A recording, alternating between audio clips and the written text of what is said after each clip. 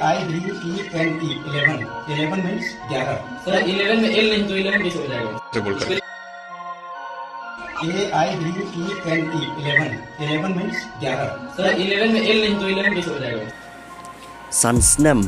ula experience ban hikai school hynrei nang pat watang ban pule 11 bat kumju 19 kene gede ke video kabla yang viral bah do kata tah ke social media hadin baki paj ba hangne hapokari india jangi glacier halor kene ke jingle jong ne uno hikai ya kabaka kerteng jong u hadu kene ke klemat ke bamenta klempat pin pau uno Nonghikai udah ubah hikai school apa ke government LP school kata apa district Balrampur apa Chhattisgarh ujua ya ketulap ke banyau hajar man mala bnai hynrei nang pat watang ban spelling 11 bat 19 bat nang artat ban keren English dikenaru kumtaki pajba ke belasakhi kene ke video kila lingo hingan bakumno kumune ujaj bereru thik ula ban yo te kam Nonghikai bat ka bahek tulop ki pajba kila lingo hingan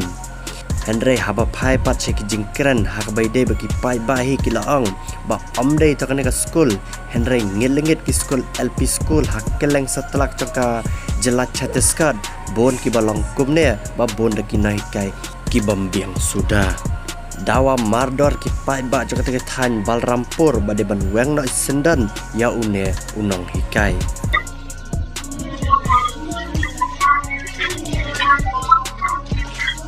spelling पढ़ते जाइएगा सर एक बार दोहरा दीजिए स्पेलिंग को बच्चों से बोलकर स्पेलिंग एक बार बताइएगा सर ADENE 11 ठीक है सर 11 19 बताइए सर